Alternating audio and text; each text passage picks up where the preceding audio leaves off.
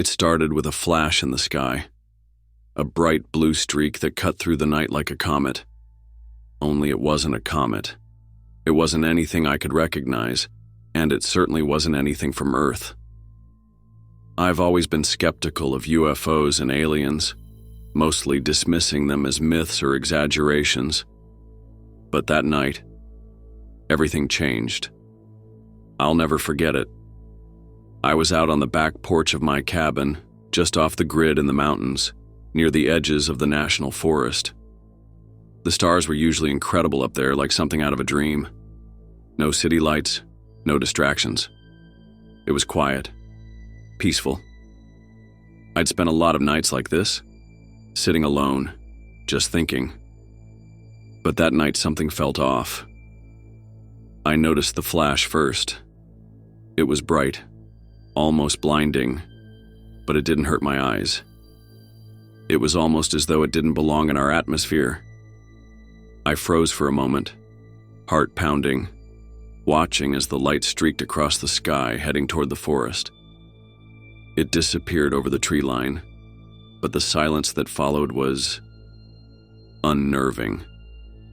No usual night sounds, no rustling in the trees. I grabbed my jacket and stepped off the porch, instinctively heading toward the forest.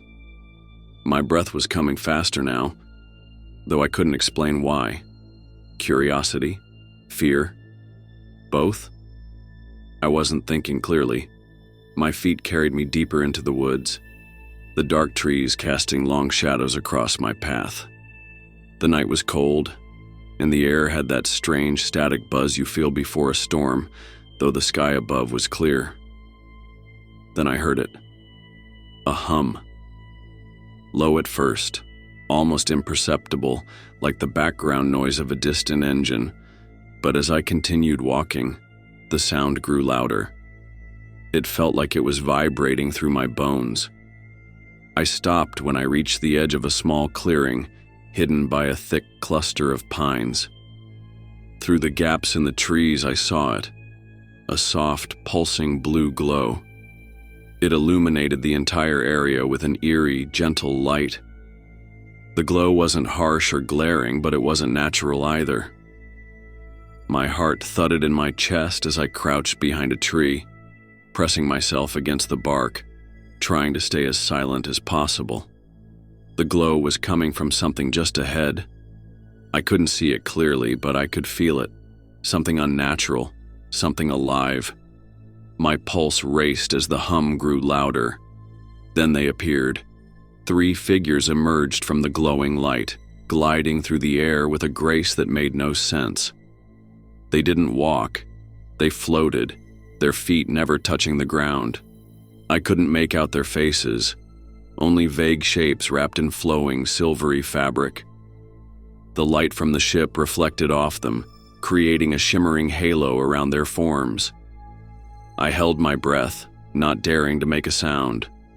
I wanted to turn and run, but my body wouldn't move. I could only watch, hidden behind the tree, frozen with fear and wonder. The figures seemed to be studying the forest around them. One of them raised a long, slender arm and pointed toward the trees, its hand glowing faintly as if it were scanning them. Another figure knelt by a pile of rocks, inspecting them with delicate motions, as if trying to understand something about their composition. I watched, my mind racing to make sense of it all. They were observing, analyzing the environment, our world. One of them, tall, over 7 feet, hovered near a cluster of pine trees, its body rippling with light, the silvery fabric flowing around it like liquid metal. It seemed to be studying the trees, its hands moving slowly, almost reverently, across the bark, as if it could sense something hidden there. Its eyes, or whatever passed for eyes, remained hidden in the shadows of its hood, but I could feel its gaze. I didn't dare make a sound. The third figure, shorter than the others, stood in the center of the clearing. It raised its hand toward the sky, and the light around it pulsed, illuminating the scene in a soft, rhythmic glow. The entire clearing seemed to hum in response, as if the air itself were vibrating with energy. The figure slowly turned its head, scanning the surrounding forest with a deep, intense focus, almost as though it were learning everything it could about this place. For a long moment, I thought about moving, about retreating further into the woods, but I couldn't tear my eyes away from them. What were they doing here? Why had they come? The figures lingered in the clearing, their glowing bodies moving slowly, methodically, as if cataloging everything around them. The stones, the trees, the air itself. They didn't seem to notice me hiding behind the tree, their attention fully on their work. The hum grew louder, and the tall figure, the one who had been near the trees, turned slowly, gliding back toward the craft. The others followed, their movements fluid and deliberate. They didn't hurry. They moved as if time itself bent around them. As they approached the glowing ship, the light around them seemed to pulse in response, like the craft was drawing them in. The hum intensified, vibrating through the air, and for a brief moment, the entire forest seemed to hold its breath. Then, with a quiet, almost imperceptible movement, the ship began to lift off the ground, its glow slowly fading as it ascended, disappearing into the night. I stayed hidden, too afraid to move, too afraid to breathe. The silence that followed was crushing. I waited, frozen, for what felt like hours before I dared to move. When I finally stood up, my legs were shaking. I glanced around the clearing, the air heavy with silence.